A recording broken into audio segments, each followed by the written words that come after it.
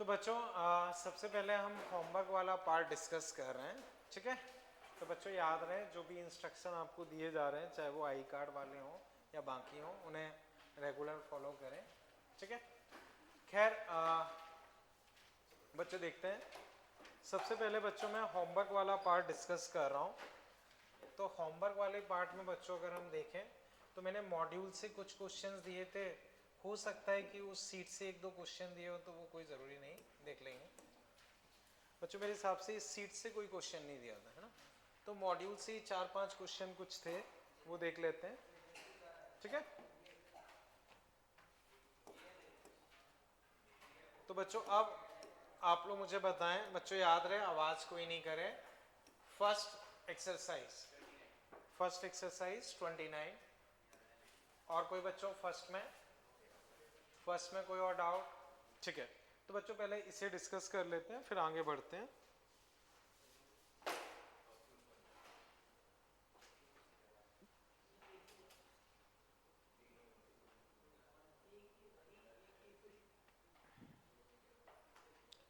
बच्चों देखो, first exercise 29, 28, 29, ठीक है। बच्चों 29 देखें। इस solenoid having a core of cross sectional disc half air half iron, relative permittivity बच्चों 500 है, 22 centimetre long. If number of turns, ये है सेल्फ इंडक्टेंस बच्चों निकालना। क्वेश्चन बच्चों क्लियर है? व्योम आवाज आ रही है तुम्हारी? अब आवाज आएगी तो आगे बुला लूंगा, ठीक है। बच्चों समझो, इसमें ये दिया है, ये कॉइल है, इसमें आधा हिस्सा बच्चों हवा का है, आधा आयरन का। तो ये आयरन, ये मान लो एयर, ठीक है।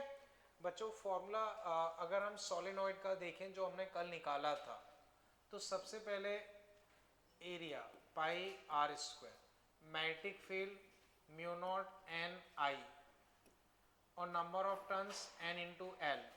आई को हटा दो तो सेल्फ इंडक्टेंस बच्चों अपने पास आया था n square mu naught l pi r square. बच्चों चेक करो, यही था क्या? ठीक है।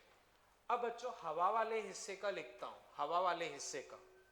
तो हवा वाले हिस्से का बच्चों जब लिखूंगा तो टोटल टर्न्स हमें दे रखे हैं 1000, लेंथ है 22, लेंथ है 22।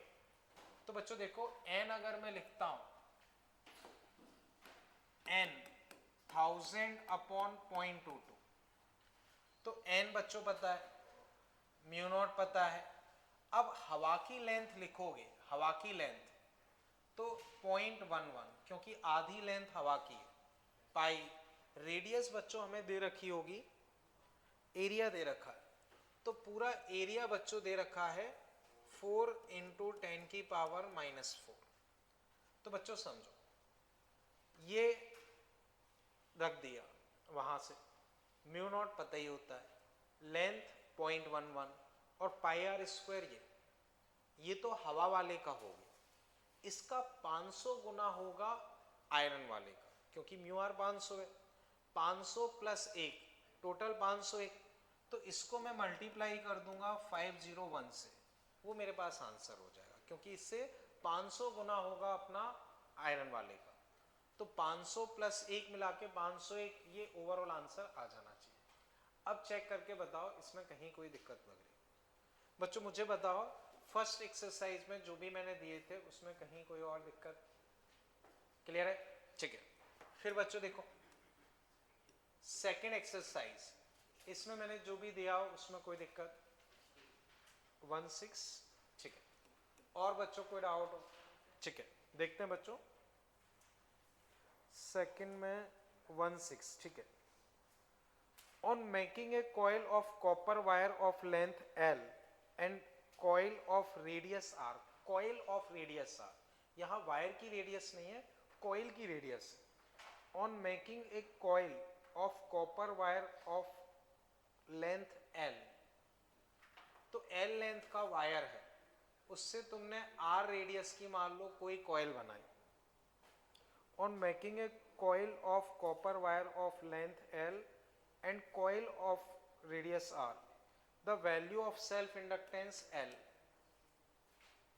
If coil of same wire but coil of radius r/2, बच्चों इसी से बना रहे हैं बट r/2 की बना रहे हैं। अब l डैश निकालना। क्वेश्चन बच्चों समझे? मान लो तुम्हारे पास 10 मीटर वायर है, पहले तुमने r रेडियस की कॉइल बनाई, फिर उसी को तुमने थोड़ा वैसे करके r/2 की बना दी। क्लियर है बच्चों? तो बच्चों लॉजिकली बोल सकते हो अगर इसमें total number of turns n है तो इसमें कितने होने चाहिए? 2n। इसमें टोटल नंबर ऑफ टर्न्स क्या होंगे? 2n। ये क्लियर है? अब बच्चों हमने कल सबसे पहला क्वेश्चन इसी का किया था, उसे देखते हैं। तो बच्चों सेल्फ इंडक्टेंस, सबसे पहले आई करंट फ्लो कराओ, फिर magnetic field mu naught I by 2r into n, फिर फ्लक्स एन ए बी, फिर आई को हटा दो। ये था, ये बच्चों सेल्फ इंडक्टेंस कल हमने निकाला था, यही होगा मेरे हिसाब से। ठीक है, तो एक आर कट गया, तो सेल्फ इंडक्टेंस बच्चों आया म्यू नॉट, कुछ मिस्टेक, तो एन स्क्वायर हो गया ना? बोलो कोई दिक्कत लग रही है पूछ लेना। N square pi r by 2, ये सेल्फ इंडक्टेंस आया। तो बच्चों किसके प्रोपोर्शनल है? इसका स्क्वायर और इसका, तो एन हो गए डबल, रेडियस हो गई हाफ, तो ओवरऑल सेल्फ इंडक्टेंस 2 टाइम्स हो जाना चाहिए, क्योंकि ये चीज हो गई है अपने पास डबल, ये चीज हो गई है अपने पास हाफ, तो ओवरऑल डबल हो जाना चाहिए। ओवरऑल डबल हो जाना चाहिए, तो पहले अगर L था तो अब होना चाहिए 2L। कुछ मिस्टेक कर दी मैंने? आंसर L/2 है, तो खैर देख लेते हैं। On making a coil of copper wire of length L and coil radius R, the value of self inductance ये है। If coil of the same wire but coil radius r/2, बच्चों वापस देखते हैं, r l n mu naught ni by 2r, ये सही है, n a b ये भी सही है, r कट जाएंगे, तो बच्चों यही निकाला था ना हमने कल। ठीक है, अब r/2 का अगर हम करेंगे और वही वायर यूज कर रहे हैं तो ऑब्वियस सी बात है डबल टर्न्स होने चाहिए, डबल टर्न्स होने चाहिए, तो यहाँ डबल का स्क्वायर, यहाँ हाफ। बच्चों फिलहाल तो मुझे डबल ही लग रहा है, चेक करो बच्चों मैं कोई मिस्टेक तो नहीं कर रहा? ठीक है ना? तो आंसर बच्चों एक बार और देखना क्या दिया है आपको। अच्छा, तो L/2 अपना आ रहा है 2 टाइम्स। चलो बच्चों मैं एक बार और देख लूंगा, बट फिलहाल मुझे जो मेरी अप्रोच के हिसाब से लग रहा है वो तो यही लग रहा है।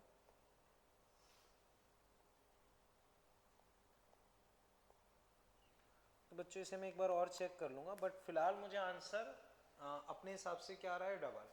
आप लोग भी देख लो अगर इसमें कहीं कोई मिस्टेक दिख रही हो। On making a coil of copper wire of length L and coil radius R, the value of self inductance ये, if coil of same wire but r/2। ठीक है ना? तब देखना है। वंश तुम वहां से उठ जाओ, सॉरी वंश क्या ना, वंश नाम है ना तुम्हारा, अंश भूल गया, तुम फर्स्ट बेंच पे आ जाओ। ठीक है ना बच्चों? मुझे बताओ अभी इसमें कहीं कोई कंफ्यूजन? ये चीज क्लियर है? ठीक है। सेकंड के बाद बच्चों मुझे बताओ 4A एक्सरसाइज, इसमें मैंने कुछ आपको दिया हो, उसमें कोई डाउट हो तो बताओ, कोई भी कंफ्यूजन बच्चों? चले आगे। ठीक है, अब बच्चों जो अपना टॉपिक चल रहा था वो फिर हम कंटिन्यू कर रहे हैं, उसे बच्चों देखते हैं। ठीक है, हाँ बोलो बच्चों, कुछ पूछ रहे हो? ठीक है, यहाँ बैठ जाओ। ओके, तो बच्चों आप हेडिंग ये लिख लो, growth of current in LR circuit. जैसे बच्चों हमने कैपेसिटेंस वाला टॉपिक पढ़ा था, charging and discharging of capacitor, लगभग उसी फॉर्मेट के फॉर्मूले रहते हैं, कुछ कुछ वैसी ही चीजें रहती हैं, बट अब इंडक्टर के साथ पढ़ रहे हैं। तो ये इंडक्टर है, रेजिस्टेंस है plus minus V0I, switch is close at t equal to 0 and current is I at time t। तो बच्चों इसको t इक्वल टू 0 पे बंद कर दिया था। इसको कब बंद कर दिया था? t इक्वल टू 0 पे। और किसी टाइम t पे ये सिचुएशन है, एट टाइम t ये सिचुएशन, तो बच्चों स्विच को हमने बंद कर दिया 0 पे, तो किसी टाइम t पे अगर हम देखें तो ये सिचुएशन है, ठीक है ना।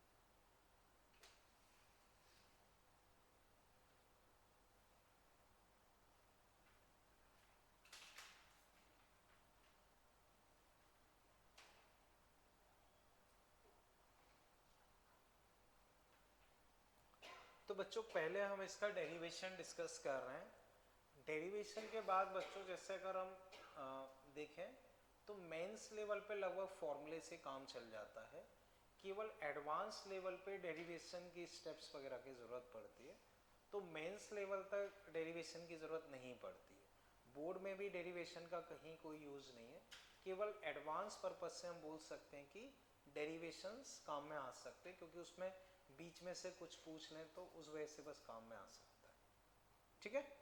तो अब बच्चों मैं डिस्कस करता हूँ, ठीक है।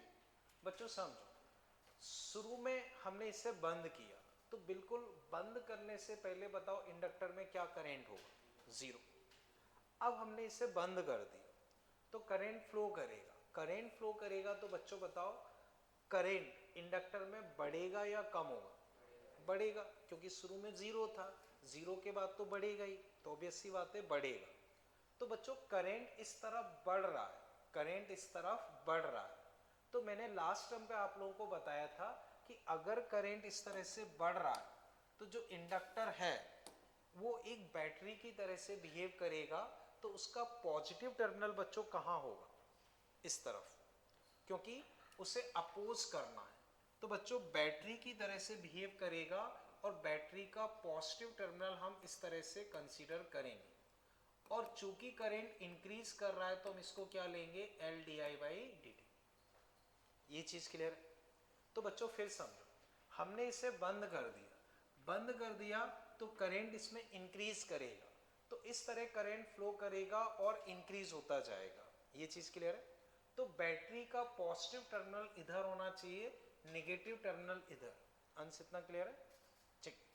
अब बच्चों मान लो मैं इस पॉइंट से स्टार्ट करके, यहां से स्टार्ट करके इस तरह से किरचॉफ इक्वेशन लगा रहा हूं, यहां से स्टार्ट करके ऐसे किरचॉफ इक्वेशन लगा रहा हूं, तो सबसे पहले बच्चों मुझे क्या मिलेगा, इंडक्टर। तो इंडक्टर का मैं क्या लिखूंगा, प्लस मिल रहा है तो माइनस का ई, प्लस मिल रहा है तो मैं क्या लिखूंगा, माइनस का ई। फिर रजिस्टर, रजिस्टर में माइनस आई आर, फिर बच्चों इसका नेगेटिव तो प्लस वी नॉट, वहीं का वहीं आ गया तो 0, ऐसे ही बच्चों में लगाऊंगा।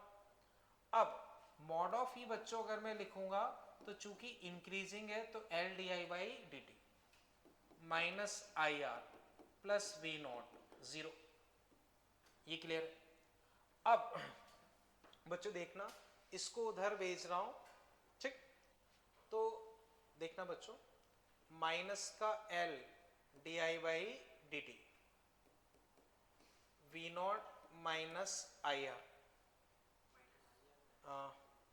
आई आर माइनस वी नॉट। तो एक काम करता हूं, इस माइनस को प्लस कर देता हूं, समझ गए ना बच्चों, अब सही है, ठीक है।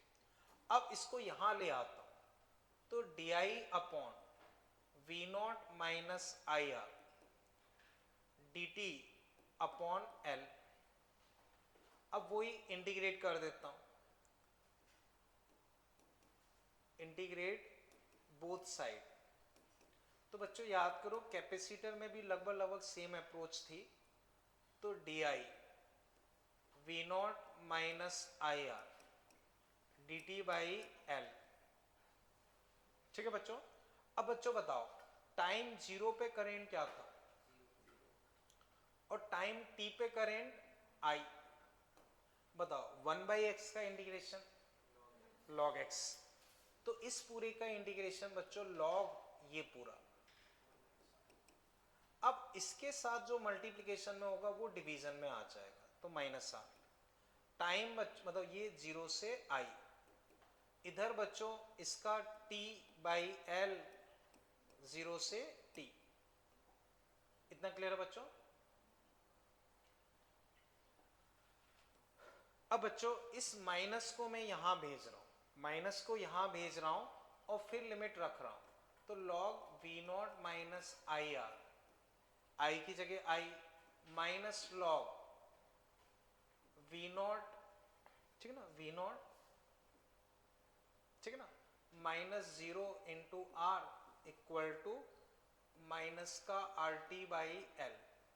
इसको बच्चों लिखोगे तो log V0 minus IR/V0 minus का RT/L, एंटी लॉग ले लो तो 1 माइनस IR/V0 e रेश पावर माइनस का RT/L।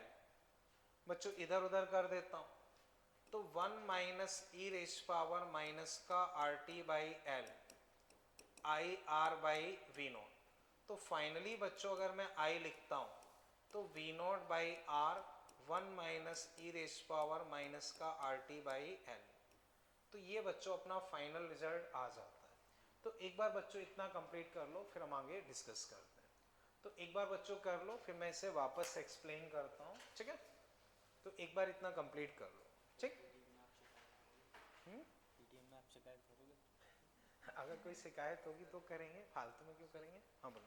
लास्ट लाइन में सबसे ऊपर क्या लिखा है?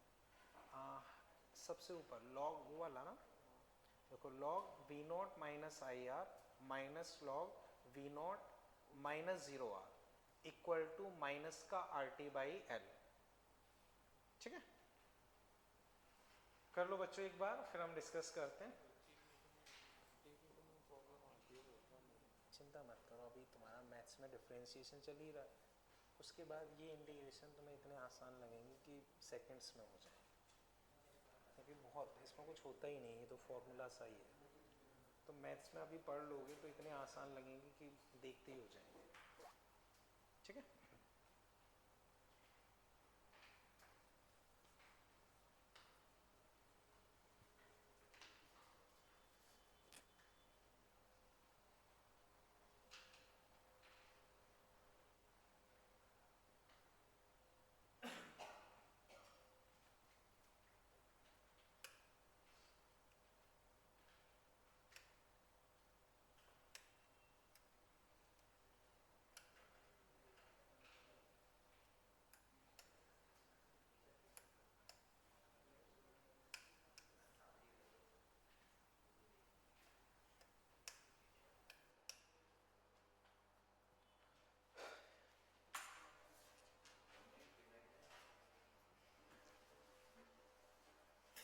तो बच्चों एक बार इतना कर लो, फिर मैं इसे वापस एक्सप्लेन करता हूँ।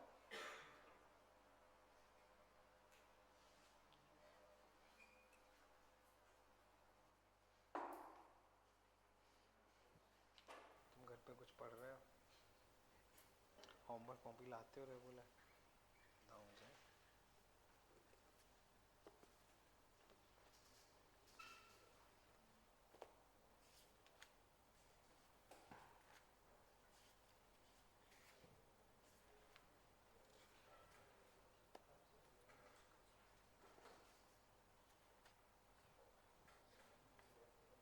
बाकी कभी कोई डाउट तो पूछते नहीं, कभी कोई डाउट नहीं आता क्या?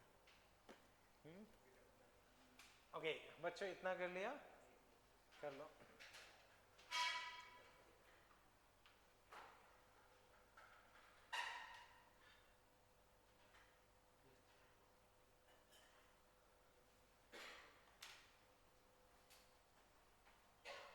अब जैसे बच्चों कैपेसिटर्स में हमने कई सारे रिजल्ट्स देखे थे, T इक्वल टू 0। बच्चों अगर याद हो तो बताओ T इक्वल टू 0 पे कैपेसिटर किस तरह से बिहेव करता है? कंडक्टिंग वायर किस तरह से बिहेव करता है? एक कंडक्टिंग वायर काफ़ी लॉन्ग टाइम बाद वो किस तरह से बिहेव करता है? ओपन सर्किट, ठीक है ना? अब T equal to tau, tau वहाँ पे होता था RC, उसमें कितना परसेंट चार्ज हो जाता था? 63%। तो बच्चों कुछ कुछ वैसी ही कहानी यहाँ भी है। यहाँ भी बच्चों एक टाइम कांस्टेंट के बाद ये भी 63% चार्ज हो जाएगा। 63% चार्ज हो जाएगा। चार्ज होने का मतलब करंट 63% तक पहुंच जाएगा। क्लियर? जीरो और इन्फिनिटी अभी देख लेंगे। जैसे जीरो पे बच्चों बताओ करंट कितना होगा? यहाँ जीरो। कैपेसिटर में भी याद करो t इक्वल टू जीरो पे वहां करंट जीरो नहीं होता था, वहां इनफाइनाइट में होता था। तो उस टर्म में ये एकदम अपोजिट है। तो वो खैर अभी हम देखेंगे। बच्चों एक बार मैं फिर बता रहा हूँ समझ। यहां से मैंने स्टार्ट किया, पहले ये मिला, पॉजिटिव मिल रहा है तो माइनस, डायरेक्शन में माइनस आई आर, नेगेटिव मिला वी नॉट, ई को लिखा L d I by d t, उधर भेजा वी नॉट माइनस, देखो i we naught minus I r, इस माइनस को एडजस्ट करके ये लिख दिया, इसको इधर उसको इधर, इसका इंटीग्रेशन किया लॉग वी नॉट माइनस आई आर, और आई के साथ माइनस आर है तो माइनस आर, डी टी का टी हो गया। लिमिट्स रख के बच्चों फिर एडजस्टमेंट किया या यहाँ तक बच्चों चीजें क्लियर है? कोई दिक्कत? ठीक है। अब बच्चों वापस देखो, अब जैसे हमने वहां रिजल्ट्स पढ़े थे वही हम फिर डिस्कस कर, तो आगे बच्चों लिख लो रिजल्ट्स। ये रिजल्ट से पहले बच्चों एक सेकेंड, ये अपने पास क्या आ गया? करंट आ गया। ये क्या आ गया है? करंट। ठीक है। अगर हम इसमें वोल्टेज लिखना चाहें,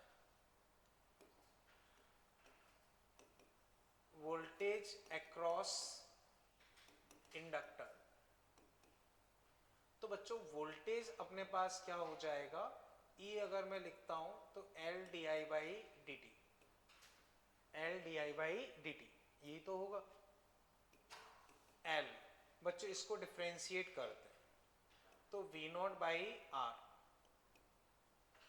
ठीक है, V naught by r, 1 as it is, 0, E की पावर एलिफेंट, E की पावर एलिफेंट। अब इस एलिफेंट का डिफरेंशिएशन अगर करेंगे तो वो अपने पास क्या हो जाएगा? माइनस का r बाई एल। चेक करो बच्चों, कोई दिक्कत हो?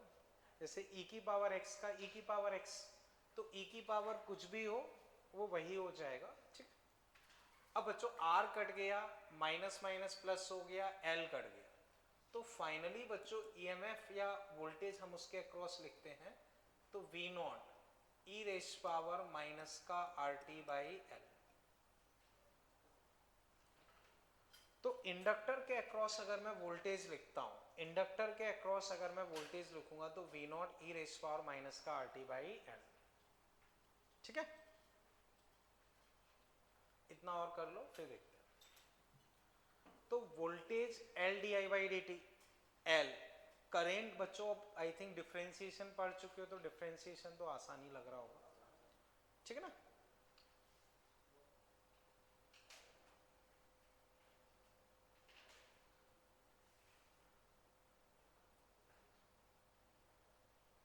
बच्चों कर लिया ना इतना, इसे हटा दूं।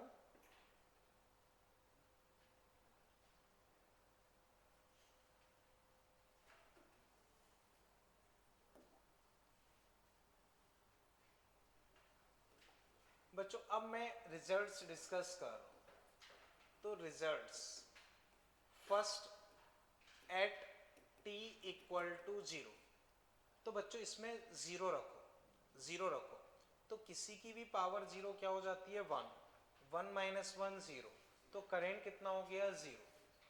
तो करेंट बच्चों 0, यहां 0 रखो, तो इसके अक्रॉस वोल्टेज कितना होगा? V not. क्लियर है बच्चों? तो बच्चों करेंट 0 है। करेंट 0 कब हो सकता है? जब इंडक्टर ओपन सर्किट की तरह से बिहेव करे। करेंट 0 कब हो सकता है? जब इंडक्टर ओपन सर्किट की तरह से बिहेव करे। तो खैर पहले इतना लिख लो, फिर मैं उसे लैंग्वेज में लिखवा देता हूं। At t equal to 0 current बच्चों क्या हो गया है? 0। वोल्टेज कितना हो गया है? V not. ये क्लियर है? इतना कर लिया बच्चों। इसके बाद बच्चों एक लाइन इसमें लिख लो। तो बच्चों ये लाइन काफी इंपॉर्टेंट है क्योंकि काफी कुछ क्वेश्चन इस पे पूछे जाते हैं, तो वो दिमाग में फिट होना चाहिए। तो बच्चों अब इसमें आप लिख लो eight t t equal to 0, at t equal to 0 inductor behave as open circuit. At t equal to 0 inductor behave as open circuit.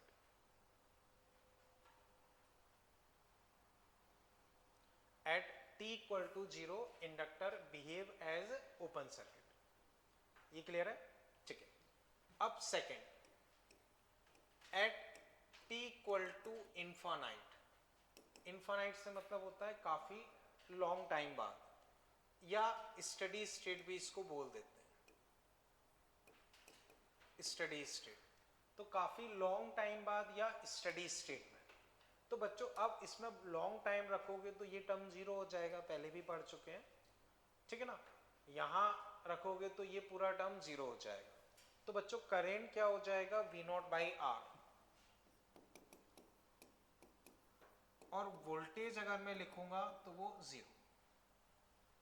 अब बच्चों current V naught by R आ रहा है, यानी कि इंडक्टर एक तरीके से वायर की तरह से बिहेव कर रहा है. इंडक्टर कैसे बिहेव कर रहा है, वायर की तरह से. तो बहुत लॉन्ग टाइम के बाद इंडक्टर किस तरह से बिहेव करेगा, एक वायर की तरह से. तो पहले इतना कर लिख लो, फिर मैं उसे लैंग्वेज में लिखवा देता हूं.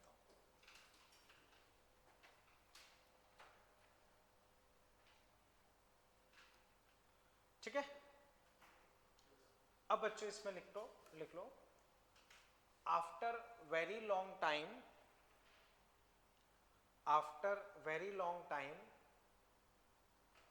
Inductor will behave as wire. After very long time inductor will behave as wire. तो बच्चों कैपेसिटर से जस्ट उल्टा है, कैपेसिटर से जस्ट उल्टा है. कैपेसिटर में t इक्वल टू 0 पे वायर था, लॉन्ग टाइम में ओपन सर्किट था. यहाँ स्टार्टिंग में ओपन सर्किट है, लॉन्ग टाइम में वायर है. तो उससे जस्ट रिवर्स. ये क्लियर है बच्चों? ठीक है. अब थर्ड बच्चों, third at t equal to tau. और इस केस में बच्चों टाउ हो जाएगा, जैसे इस चीज को 1 करना होता है तो आर एल है तो एल बाई आर रखोगे तो 1 हो जाएगा.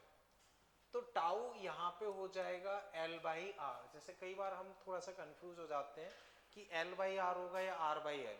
तो दिमाग में ये रखो कि उस चीज को 1 करना होता है, 1 करना होता है तो उससे अपने आप कर पाओगे. ठीक है. अब इस टाइम को बच्चों जब रखोगे तो बच्चों अगेन देखना, जैसे यहां देखो, यहां एल बाई आर रखो तो -1. ई की वैल्यू कुछ 2.3 होती है, 2.7 या 2.3 होती है. कितनी होती है? 2.7. तो 2.7 रखोगे तो ये 0.33 आ जाएगा. कितना आ जाएगा? 0.37. यहां बच्चों 1 माइनस 0.37 यानी कि 0.63 यानी कि 63%. ठीक है ना, 63%. तो बच्चों डायरेक्ट लिख रहा हूं क्योंकि हम पहले डिस्कस कर चुके हैं, तो अब मैं डायरेक्ट लिख रहा हूं. तो I इक्वल टू बच्चों हो जाएगा 0.63 V naught by r, 0.63 V naught by are, और 63% ऑफ मैक्सिमम करेंट. ऐसी बच्चों वोल्टेज लिखोगे तो 0.37 V नॉट और 37% ऑफ V नॉट.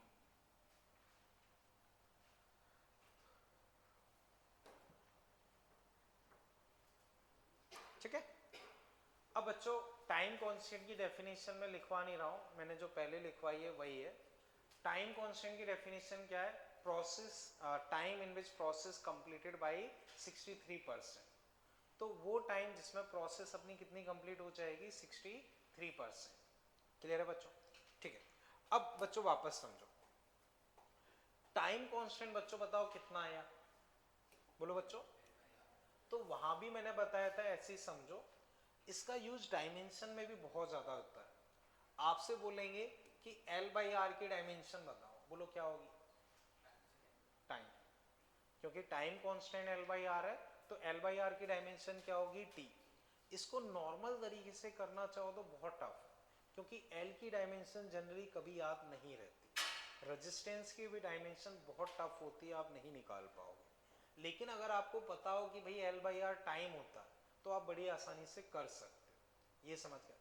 ऐसे बच्चों आपसे पूछ लिया R बाई एल की डायमेंशन बताओ, 1 बाई टी।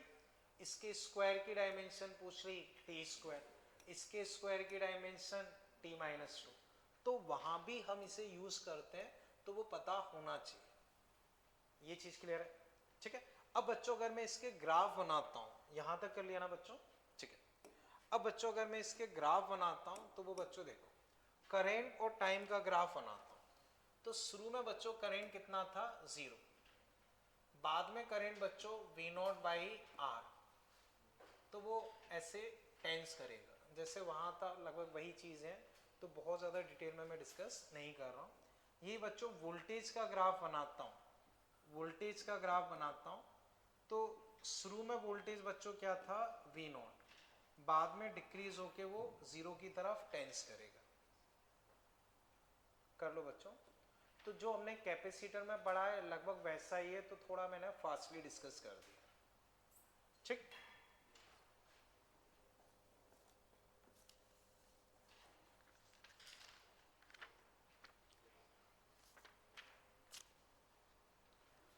तो बच्चों एक लेके पास कर लो।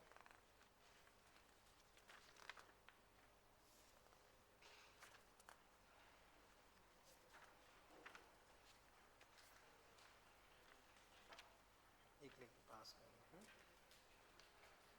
तो बच्चों आज ऑपरेटर नहीं थे, तो ये मैंने खुद बनाई है, उस वजह से अजीब सी बन गई है, पर ठीक है, कंटेंट पूरा आ गया है।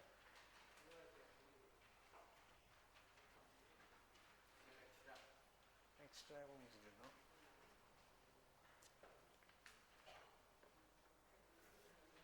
ठीक है बच्चों, अब सबसे पहले ये करो, इसमें इधर 1 2 3 ऐसे नंबर दे दो, 1 2 3,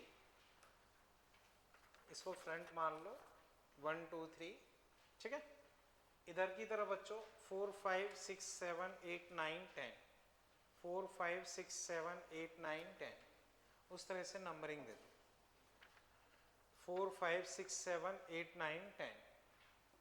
समझ गए बच्चों? अब ध्यान से समझो बच्चों, ये जितने भी क्वेश्चंस हैं, ये जितने भी क्वेश्चंस हैं, ये किस पे बेस्ड है? t इक्वल टू 0 और इन्फिनिटी। तो वो हम डिस्कस करने वाले हैं, बट पहले समझो, यहां तक की कहानी समझ गए। अब बच्चों मुझे बताओ, t इक्वल टू 0 पे इंडक्टर कैसे बिहेव करता है? ओपन सर्किट, और काफी लॉन्ग टाइम बाद वायर की। तो बच्चों इसमें आप देखोगे हर एक में एक स्विच लगा हुआ है, हर एक डायग्राम में एक स्विच है, और हर एक डायग्राम में I लिखा हुआ है, हर एक डायग्राम में I लिखा है। तो बच्चों स्टार्टिंग 4 क्वेश्चन आप बस कर लो, बाकी 6 आप एज अ होमवर्क रख लेना। करना क्या है, वो ऊपर लिखा है, आपको t इक्वल टू 0 पे और काफी लॉन्ग टाइम बाद I की वैल्यू बतानी है हर एक केस में। समझ गए ना बच्चों? t इक्वल टू 0 पे और काफी लॉन्ग टाइम बाद हर एक की वैल्यू, I की वैल्यू निकालनी। तो फर्स्ट बच्चों में डिस्कस कर रहा हूं, फिर बाकी आप करना। तो फर्स्ट बच्चों में डिस्कस कर रहा हूं, उसे देखो। फर्स्ट बच्चों डायग्राम अगर आप देखोगे, तो डायग्राम बच्चों ये है, पहला डायग्राम बच्चों ये है। इसे बच्चों देखो, t इक्वल टू 0 पे आपने ये स्विच बंद कर दी, तो बच्चों बताओ इंडक्टर क्या हो जाएगा? Open circuit. तो ये बच्चों ओपन सर्किट हो गया। देखना बच्चों, ये तुम्हारा ओपन सर्किट हो गया। तो यहां से मान लो सर्किट कट गया, यहां से सर्किट यहां से सर्किट कट गया, तो t इक्वल टू 0 पे ये ओपन सर्किट हो जाएगा। तो यहां से सर्किट कट गया, यहां से सर्किट कट गया, तो बच्चों करंट ऐसे फ्लो करेगा। करंट कैसे फ्लो करेगा? ऐसे। तो बच्चों बताओ पूरे पाथ में कितने रजिस्टर मिलेंगे? 3। तो करंट कितना हो जाएगा? E/3R। ये 0 पे हो गया। बताओ बच्चों इसमें कहीं कोई दिक्कत? तो t इक्वल टू 0 पे बच्चों कितना हो गया? E/3R। ये चीज क्लियर है ना? बोलो स्मिथ, कोई डाउट? ठीक है। अब काफी बच्चों जीरो वाली क्लियर है ना, तो मैं उसी में फिर वापस एडिट कर देता हूँ। जीरो वाली क्लियर है ना, किसी को भी डाउट जीरो वाले में? ठीक है। अब काफी लॉन्ग टाइम बाद बच्चों अगर मैं देखता हूँ लॉन्ग टाइम बाद, तो लॉन्ग टाइम बाद बच्चों ये किस तरह से बिहेव करेंगे, एक वायर की तरह से। तो इसको वायर मान लो, इसको वायर मान लो। तो अब बच्चों करंट ऐसे वायर से होके यू फ्लो करेगा। तो अब बताओ पूरे पाथ में कितने रजिस्टर मिले? एक, ये वाला, ये तो बन गया ऐसे, तो ये रजिस्टर मिलेगा। तो अब ओवरऑल रेजिस्टेंस कितना हो गया? आर, तो ई बाई आर। तो इन्फानाइट पे बच्चों ये हो जाएगा और जीरो पे ये। बच्चों एक बार इसे चेक कर लो, इसमें किसी को डाउट हो तो बताओ। तो बच्चों अब बाकी तीन आप अटेम्प्ट कर लो, फिर मैं डिस्कस कर दूँ, ठीक है ना? बोलो अश्विन कोई डाउट हो फर्स्ट वाले में? किसी को भी बच्चों फर्स्ट वाले में डाउट हो तो पूछ ले, ठीक? अब जैसे सेकंड थर्ड जो भी है उन्हें अटेम्प्ट कर लो।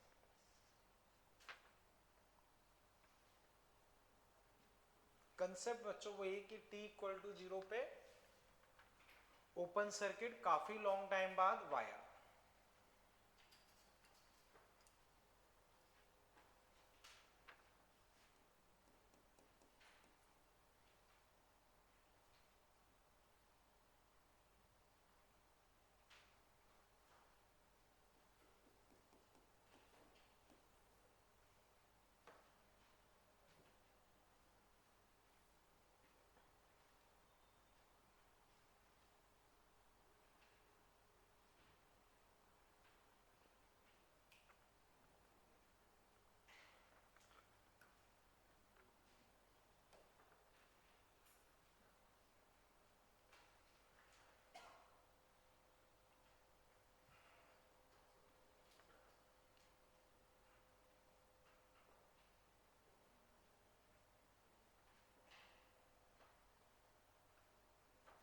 बच्चों बताओ सेकंड हो गया, सेकंड किस किस से हो गया? ओके, आप बताओ जीरो पे करंट क्या आ रहा है? ओके, और लॉन्ग टाइम बाद? ठीक है, सही है बच्चों। मैं सेकंड डिस्कस कर रहा हूं, उसे आप लोग देखें, ठीक है? तो सेकंड में बच्चों देखो, हमने जीरो पे इसे बंद कर दिया, तो इंडक्टर अपने आप में क्या हो जाएगा? Open circuit. तो बच्चों इसको यहां से तोड़ दिया, तो 2R और R सीरीज में 3R 3R 3R 3R parallel में 3R बाई 2 3R बाई 2। तो पूरे सर्किट का रेजिस्टेंस बच्चों 3R बाई 2। तो करेंट कितना फ्लो करेगा? E अपॉन 3R बाई 2, यानी कि 2E बाई 3R। बोलो बच्चों, जीरो पे कहीं कोई डाउट? 2E बाई 3R, ये चीज क्लियर है? अब बच्चों जीरो वाला क्लियर है ना? सुमित क्लियर है? अब लॉन्ग टाइम बाद बच्चों में डिस्कस कर रहा हूं, तो लॉन्ग टाइम बाद ये क्या बन जाएगा? एक वायर बन जाएगा। वायर बन जाएगा तो बच्चों हम इसको ऐसे वायर मान लेंगे, तो बच्चों इसको ऐसे चिपका देंगे, चिपका देंगे। तो ये दोनों किस में आ जाएंगे? पैरेलल में। तो 2R R 2R बाई 3, ये दोनों पैरेलल में 2R by 3 2R by 3 2R by 3 series में कितना हो गया? 4R by 3। समझ पाए बच्चों?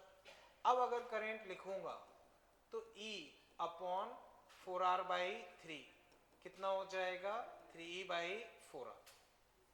तो बच्चों इन्फानाइट में ये, जीरो पे ये। एक बार बच्चों चेक करो, किसी भी स्टेप में कोई दिक्कत लग रही हो पूछो आराम से। सेकंड वाला बच्चों क्लियर है ना? कर लो इसे। कंसेप्ट केवल उतना सा है कि जीरो पे ओपन सर्किट, इन्फानाइट पे वायर। देवराज क्लियर है सेकंड? किसी को भी डाउट हो सेकंड में पूछे आराम से।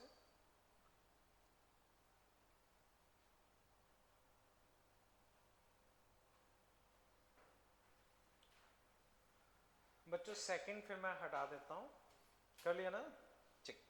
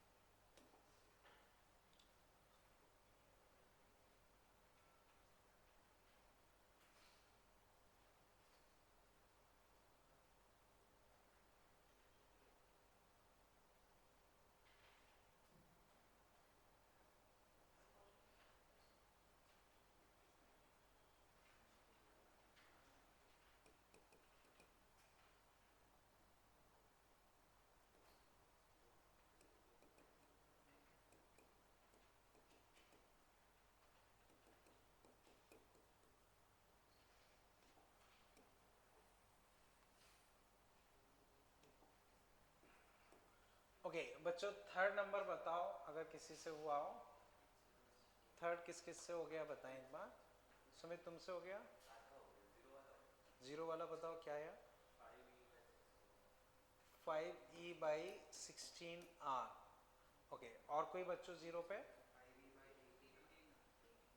5e/18r। और कोई? 18r है। चेक करते हैं बच्चों भी। ठीक ओके बच्चों अब इन्फानाइट वाला किसी से हुआ हो? इन्फानाइट वाला कोई भी आप बोलो। 2e/7r ठीक लग रहा है, बाकी देखते हैं। ठीक ओके तो बच्चों अब मैं इसे डिस्कस कर रहा हूं वो समझो। बच्चों जीरो पे ये कैसे बिहेव करेगा? Open circuit. जीरो पे ये कैसे बिहेव करेगा? Open circuit. तो इसको तो हटा ही दो,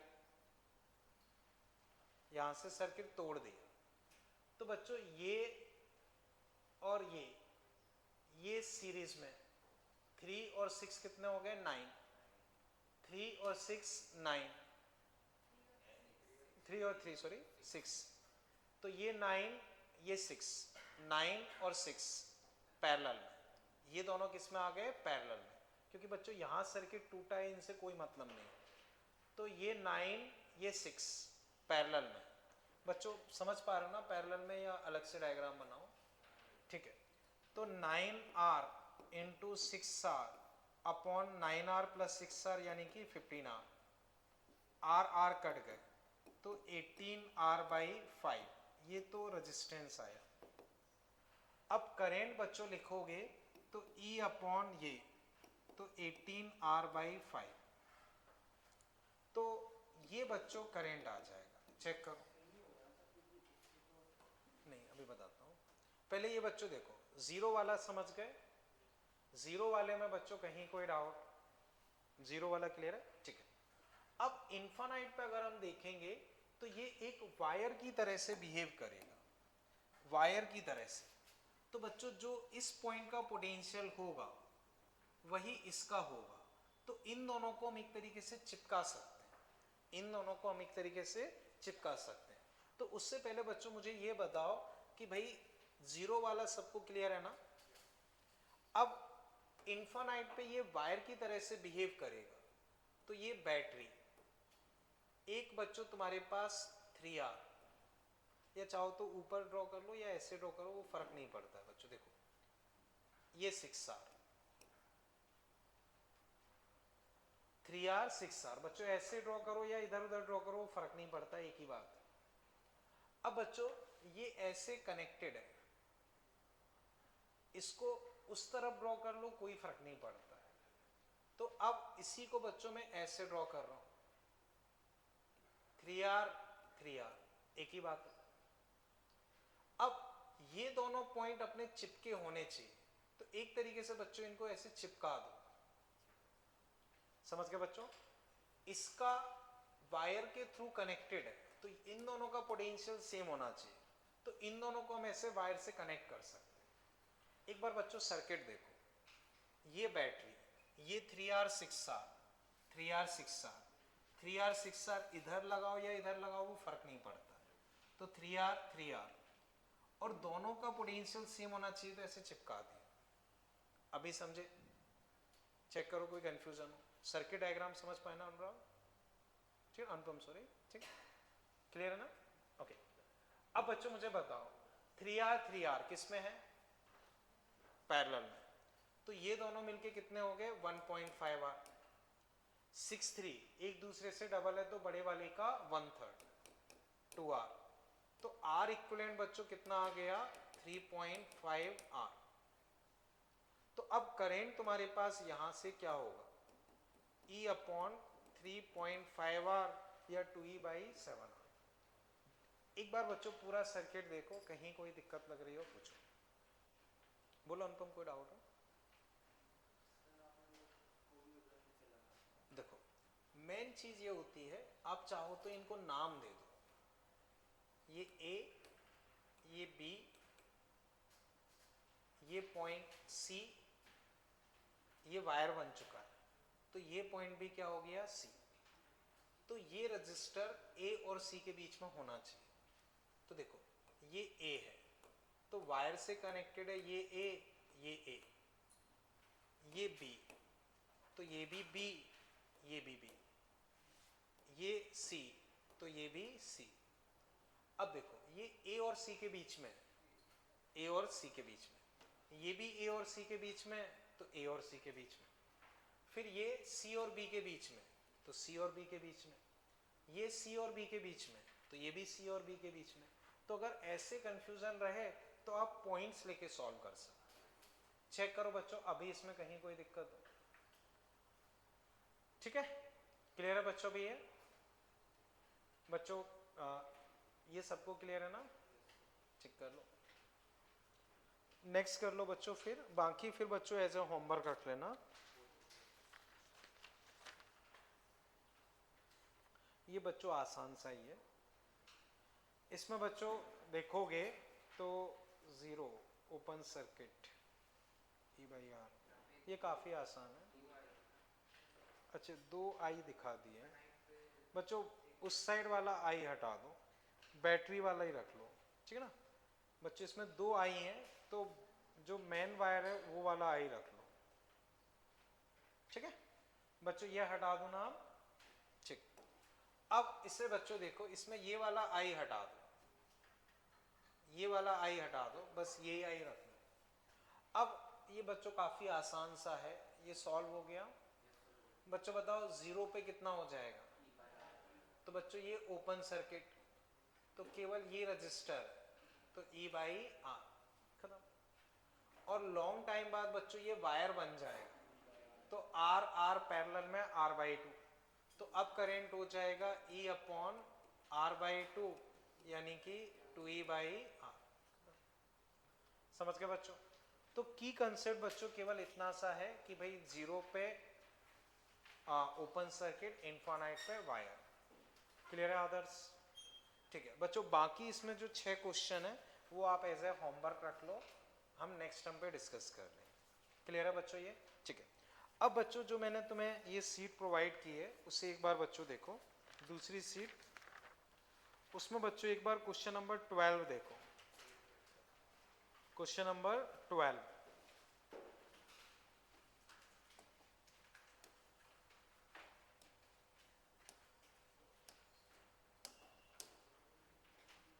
क्वेश्चन नंबर 12,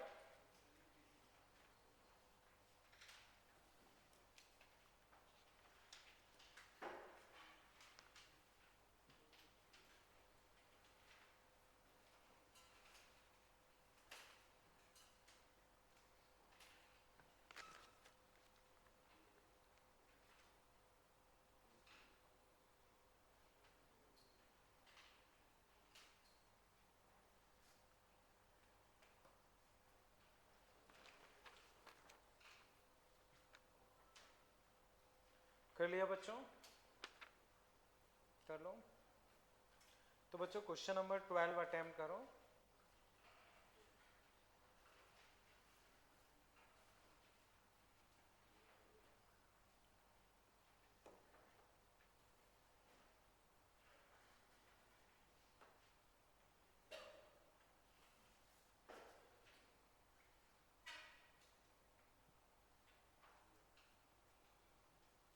बच्चों कर लिया? ठीक है बच्चों, याद करो कल हमने डिस्कस किया था, आज भी मैंने बताया था, अगर हम उसमें 400 का म्यू आर भर देंगे तो सेल्फ इंडक्टेंस कितना हो जाएगा? 400 टाइम्स। 500 भर दोगे तो 500 टाइम्स। इसमें 900 का भरा है तो कितना हो जाएगा? 900 टाइम्स। तो बच्चों पहले अपने पास कितना था?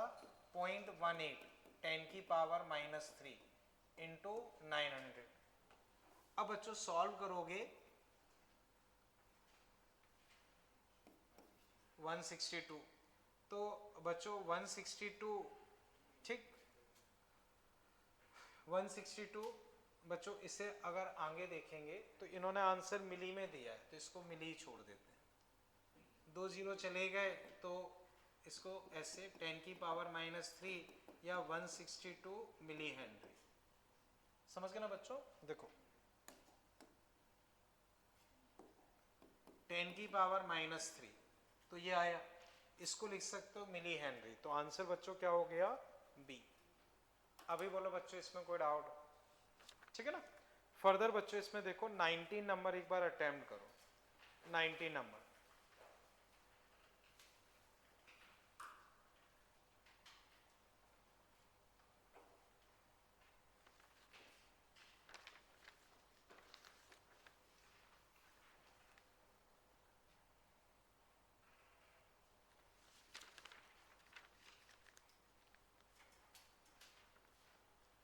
Time constant of A inductor coil ये है, when 90 ohm resistance is joined in series the time constant become this, inductance and resistance निकालो। करो बच्चों, पिछला वाला क्लियर है ना? ठीक।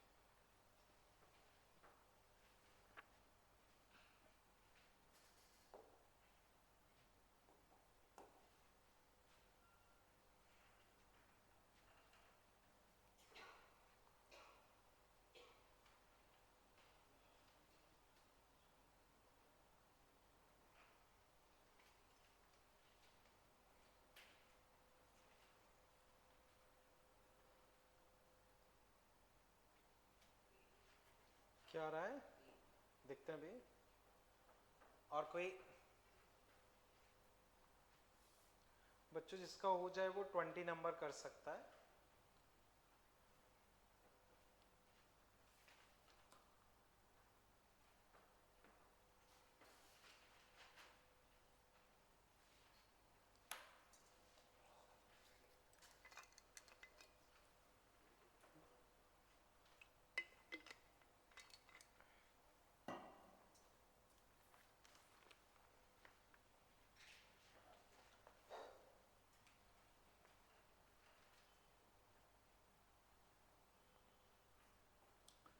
बच्चों 19 किसी और से हुआ?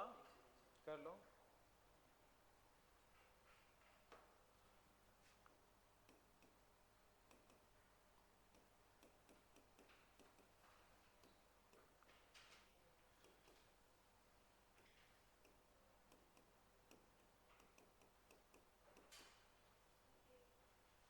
ई, ठीक है। चलो बच्चों मैं डिस्कस कर रहा हूं। देखो टाइम कांस्टेंट बच्चों क्या होता है, L बाई आर, हम पढ़ चुके हैं L बाई आर, ठीक है ना, क्लियर है। तो पहले केस में टाइम कांस्टेंट ये था, जब तुमने 90 ओम सीरीज में जोड़ दिया तो रेजिस्टेंस ये हो जाएगा और टाइम कांस्टेंट ये हो गया। बच्चों दोनों को अगर मैं डिवाइड कर देता हूं तो फर्स्ट डिवाइडेड बाई सेकेंड, तो L कट गया, R प्लस 90 अपॉन आर। बच्चों इसको डिवाइड करोगे 6 उधर भेज दो, R plus 90 6R, 90 equal to 5R। R बच्चों कितना आ गया 18।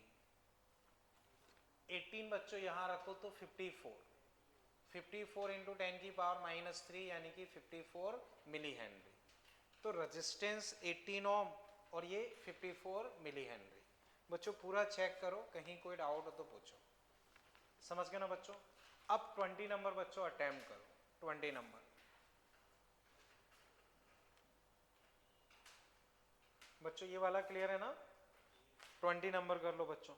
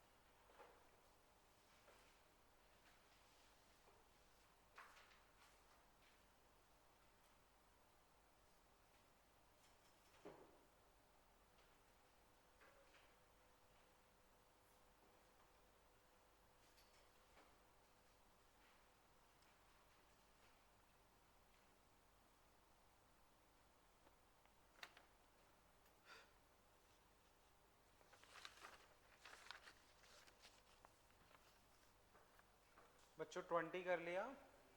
कर लो।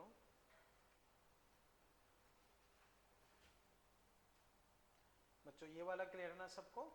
ठीक, बता दो ना इसे।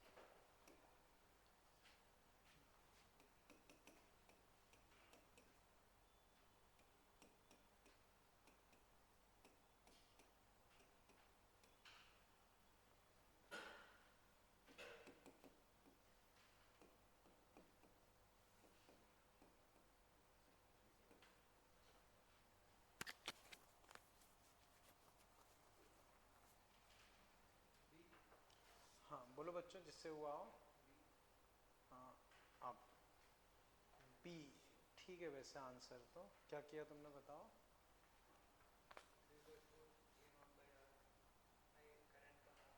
ठीक है बस वही करना है बच्चों। देखो सिंपल सा है। The current in a LR circuit build up to 3/4 of steady state value in 4 second. तो स्टडी स्टेट में बच्चों करेंट क्या होता था? V0/R। करेंट क्या होता था? V0/R। तो बच्चों चाहो तो डायरेक्ट ही कर सकते हो। देखो ये अपना फॉर्मूला होता है।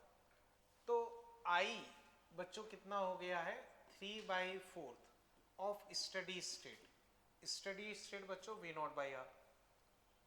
यहां V0/R 1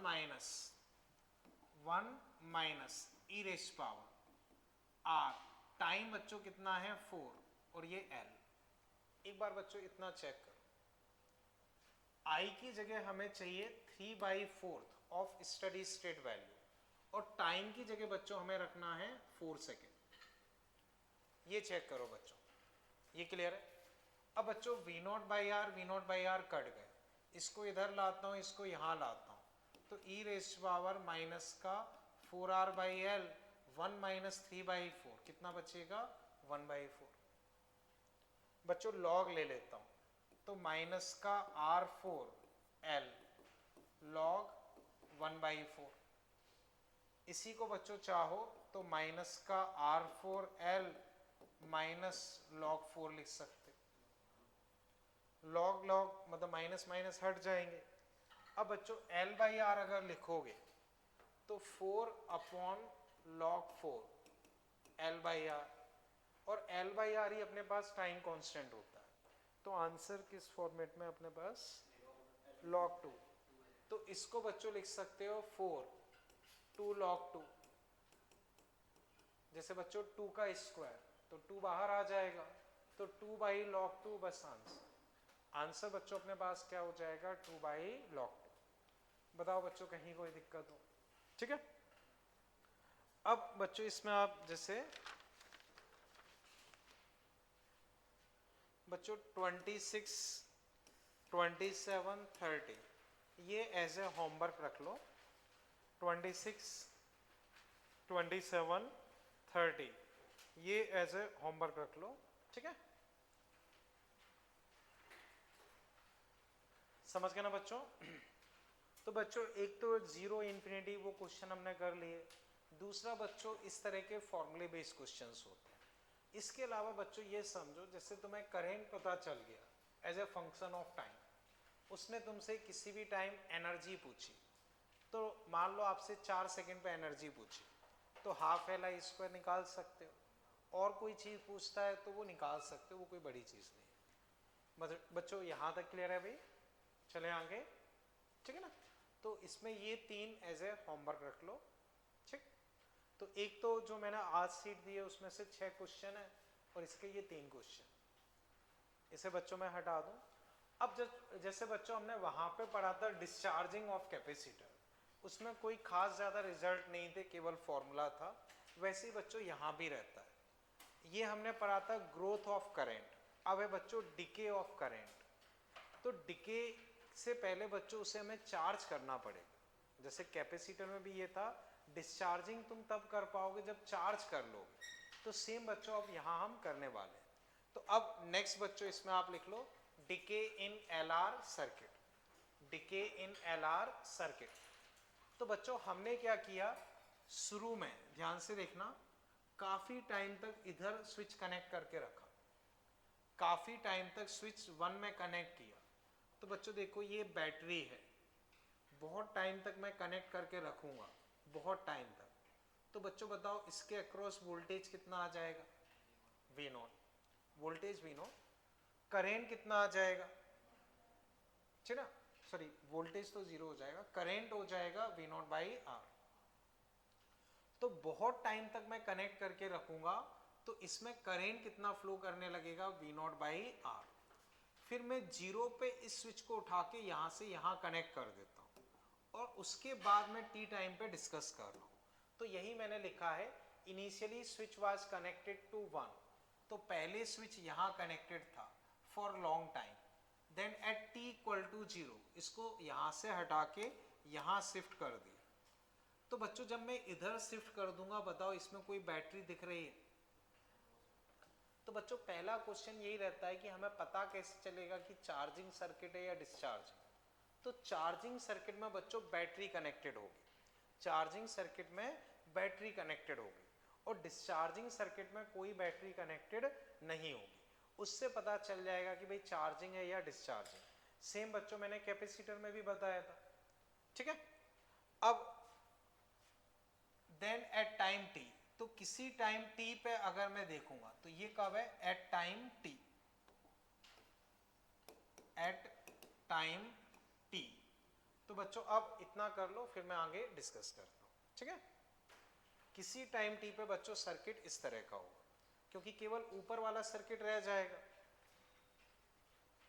तो किसी टाइम टी पे केवल ऊपर वाला सर्किट रह जाएगा, वो ये होगा।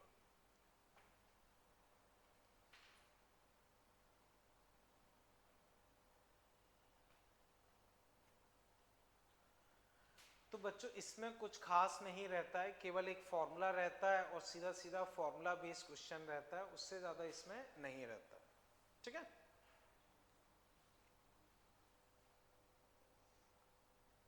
मोबाइल पॉकेट में रख लो, बैग में रख लो।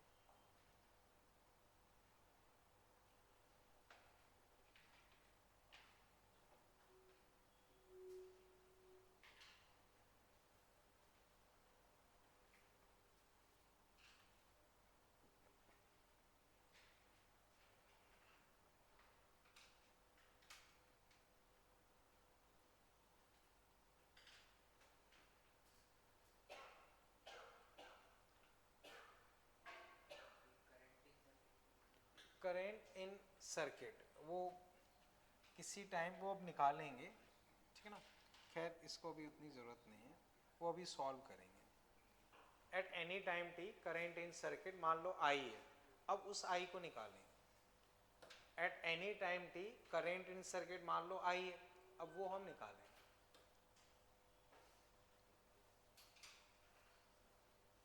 बच्चों इतना ड्रॉ कर लिया।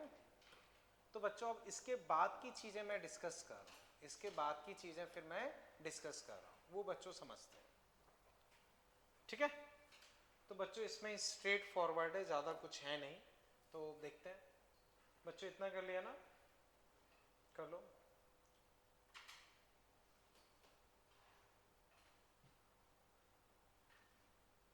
बच्चों कर लिया सबने इतना? बच्चों हटा दूं इसे, ठीक है। तो बच्चों अब समझो, किसी टाइम टी पे अगर मैं देखूं तो मेरे पास ये सर्किट है, किसी टाइम टी पे मेरे पास ये सर्किट है। अब बच्चों ये बताओ, शुरू में करंट आई नॉट है, आई नॉट, आई नॉट अपने पास हो जाएगा वी नॉट बाई आर, वो ठीक है। अब बताओ टाइम के साथ करंट कम होगा या बढ़ेगा? कम होगा, क्लियर है। अब बच्चों करंट इस तरफ है, करंट इस तरफ है और कम हो रहा है, तो इसकी इफेक्टिव बैटरी हम कैसे बनाएंगे? इस तरफ मुंह रखना पड़ेगा, पॉजिटिव। तो बच्चों अब अगर मैं इफेक्टिव बैटरी बनाता हूं तो वो ऐसी बनेगी। ये चीज बच्चों समझे कि नहीं? अब अगर मैं इफेक्टिव बैटरी बनाता हूं तो वो ये बनेगी, क्योंकि करंट इस तरफ है और वो कम हो रहा है, तो हमें उसे बढ़ाना पड़ेगा। बढ़ाने के लिए उसका पॉजिटिव टर्मिनल मुझे इधर रखना पड़ेगा। अब यही करंट इसमें आ रहा है, मान लो बच्चों मैं यहां से स्टार्ट करके ऐसे किरचॉफ लॉ लगा रहा हूं, यहां से स्टार्ट करके पूरे में किरचॉफ लॉ लगा रहा हूं, तो सबसे पहले बच्चों मुझे नेगेटिव टर्मिनल मिलेगा, तो नेगेटिव टर्मिनल में मिलेगा तो मैं क्या लूंगा? प्लस ही। फिर मैं करेंट की डायरेक्शन में जा रहा हूं तो माइनस आई आर, अब वहीं की वहीं पहुंच गया तो जीरो। बच्चों इतना चेक करो, बैटरी हम ऐसे कंसीडर करेंगे, करेंट की डायरेक्शन पहले नेगेटिव मिला तो प्लस, ये बच्चों क्लियर है, ठीक है ना बच्चों? बताओ यहां तक कोई दिक्कत? अब बच्चों यहां थोड़ा सा समझना, जब भी आप घर पे या वापस डेरिवेशन करोगे तो यहां मिस्टेक होने के चांसेस काफी होते हैं। अधिकतर केस में तुम E को लिख दोगे L d I by d t minus I R zero, but ये गलत होगा क्योंकि यहाँ टाइम के साथ करंट कम हो रहा है। तो कल के लेक्चर में बच्चों मैंने बताया था जब कम होगा तो हम यहाँ minus L d I by d T लिखेंगे, क्योंकि ये चीज़ निगेटिव होगी तो इसका मोड पॉजिटिव होना चाहिए, पॉजिटिव होना चाहिए तो हमें यहाँ एक माइनस लगाना पड़ेगा। तो जनरली यहाँ पे एक मिस्टेक होने के चांसेस होते हैं, और उस केस में अगर तुम सॉल्व करोगे तो तुम्हारी माइनस की मिस्टेक आ जाएगी। ये चीज़ बच्चों समझे? अभी इसमें कहीं कोई दिक्कत? अब समझो, ये काफ़ी सिंपल सा ही रहता है। फिर अब हम करते चलते हैं। तो l d I by d t बच्चों कितना आ गया? माइनस का आई आर, उधर भेजोगे माइनस भेजोगे, ये आ गया। अब वापस से वही कहानी, d I upon i minus का R d t L, integrate both side,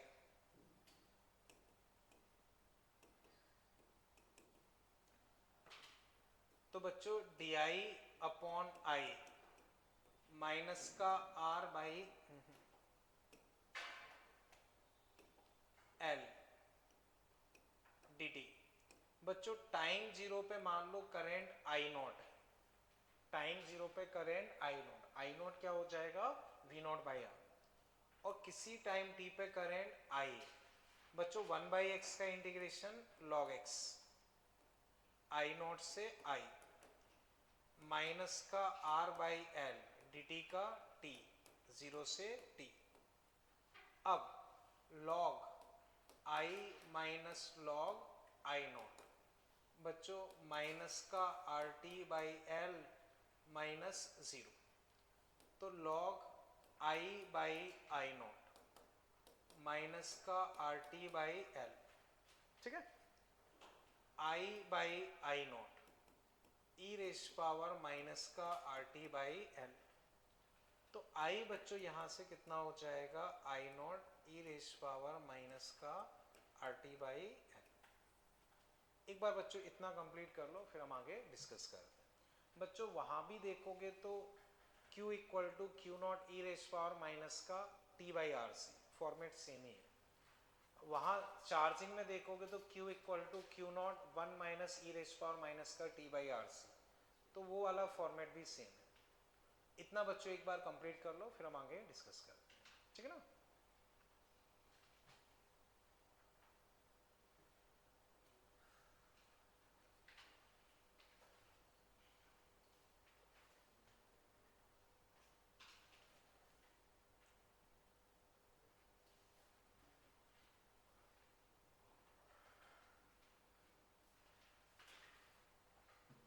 बाकी बच्चों मेंस लेवल के हिसाब से देखोगे तो फॉर्मूला याद रहे और रिजल्ट याद रहे उतना काफ़ी है, डेरिवेशन उतना काम का नहीं है मेंस लेवल पे।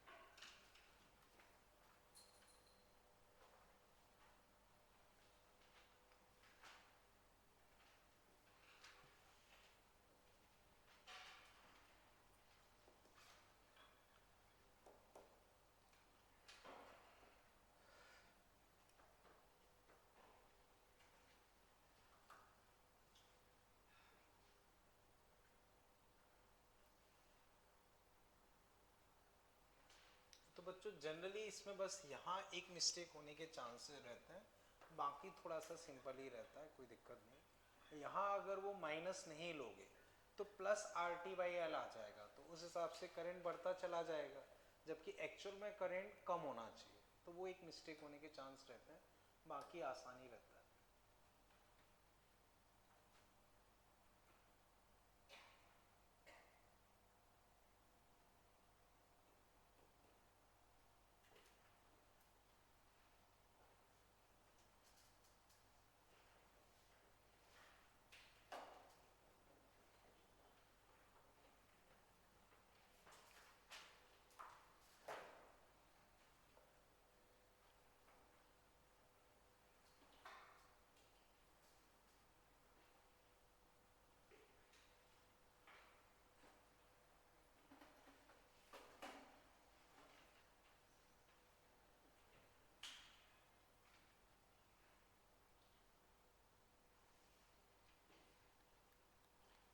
ठीक है बच्चों, हटा दो इसे।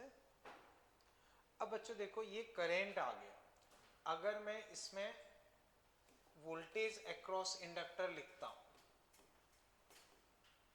वोल्टेज अक्रॉस इंडक्टर, तो बच्चों वही V equal to L d I by d t, V equal to L d I by d T.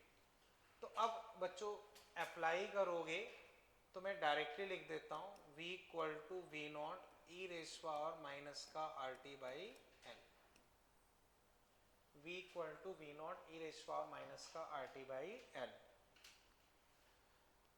ठीक है, वो उसी फॉर्मेट में आ जाता है, वो कुछ रहता नहीं है। ठीक है,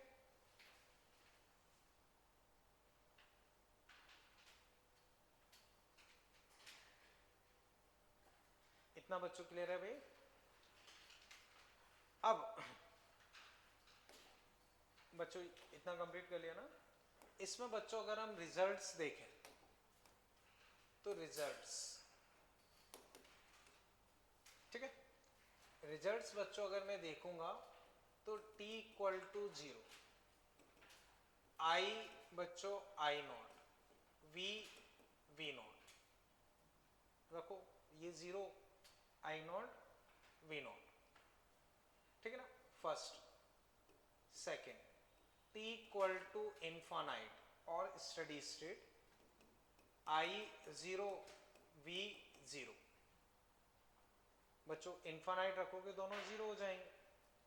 third, t equal to tau यानी कि L बाई आर, बच्चों i 0.37 i not v 0.37 v not, वो सेम ही रहेंगे क्योंकि सेम ही फॉर्मेट है। तो बच्चों शॉर्ट में लिख दिए क्योंकि इसमें कोई रिजल्ट नहीं होते हैं कि t इक्वल टू 0 पे वो वायर की तरह से बिहेव करेगा, ऐसा कुछ इसमें नहीं होता है। सेम बच्चों डिस्चार्जिंग ऑफ कैपेसिटर में भी उस तरह के रिजल्ट नहीं थे कि भाई 0 पे वायर या ओपन सर्किट, वो केवल चार्जिंग सर्किट में ही थे।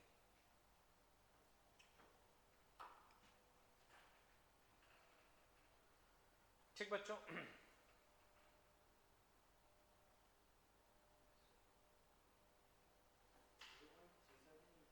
हाँ 0.37, दोनों का सेम फॉर्मूला है तो सेम ही रहेगा। वो देखो सेम फॉर्मेट है, सेम ही रहेगा।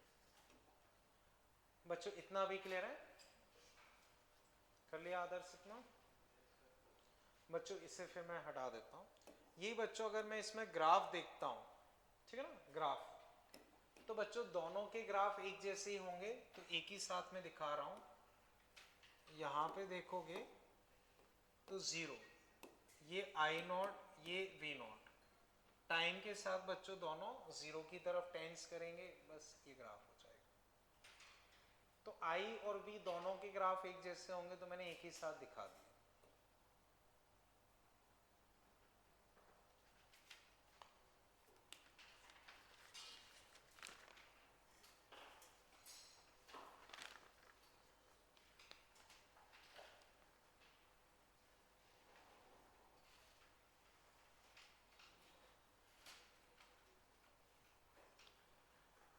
ठीक है बच्चों, अब बच्चों जो ये सीट मैंने आपको प्रोवाइड की है उसमें क्वेश्चन नंबर 28 एक बार आप अटेम्प्ट कर लो। क्वेश्चन नंबर 28,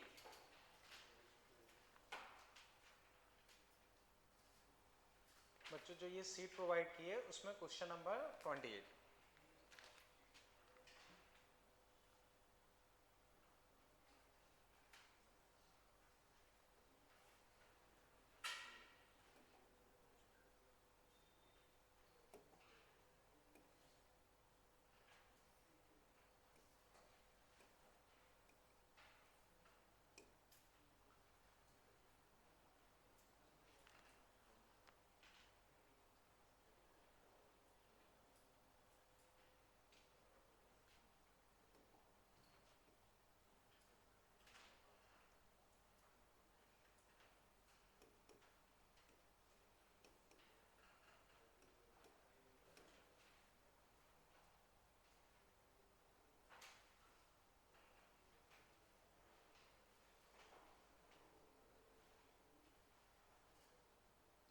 बच्चों समझो, इसमें एक चीज और मेंशन होना चाहिए, if the battery is now disconnected and wire is joined, इस तरह से वो एक लैंग्वेज मिसिंग है।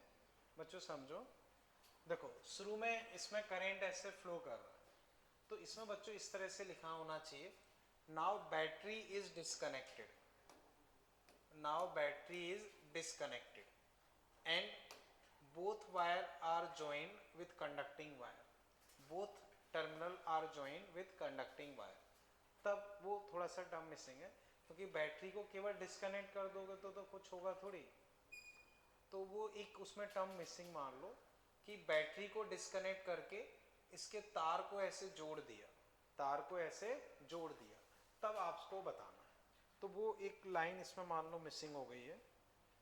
If the battery is now disconnected, then time in which the current, तो ऐसे डायरेक्ट डिस्कनेक्ट करने से थोड़ी कुछ होगा, उसको ऐसे जोड़ना पड़ेगा, तो वो इसमें एक मिसिंग टर्म है, ठीक है।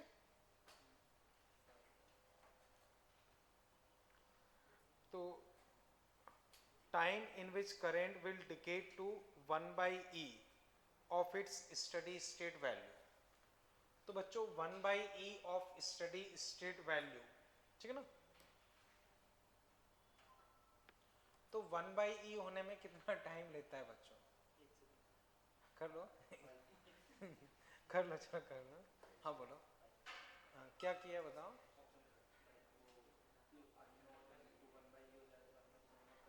ठीक है, सही है।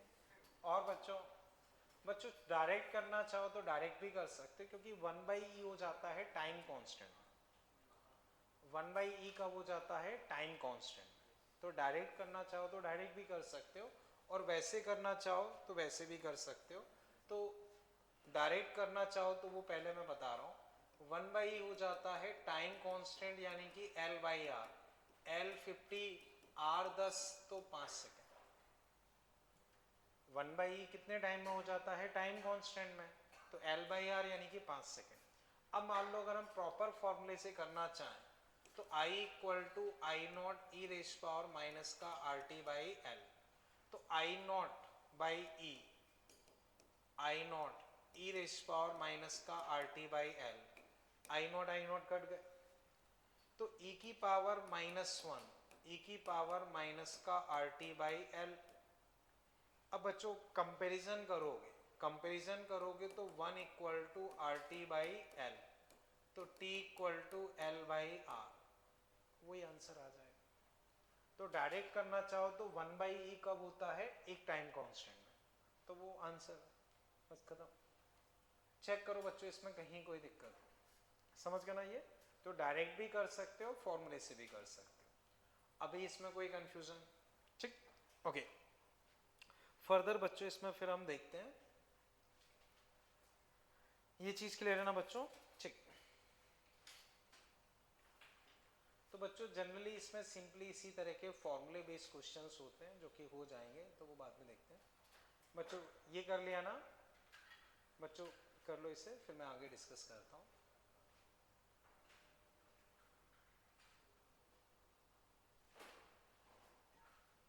ठीक है, अब बच्चों जैसे हमने सेल्फ इंडक्शन पढ़ा था, अब जो हम नेक्स्ट बच्चों ये कर लिया ना, नेक्स्ट जो पढ़ने वाले हैं वो है म्यूचुअल इंडक्शन। तो अब बच्चों हेडिंग बच्चों लिख लो mutual induction, mutual induction, mutual induction. जैसे बच्चों समझना,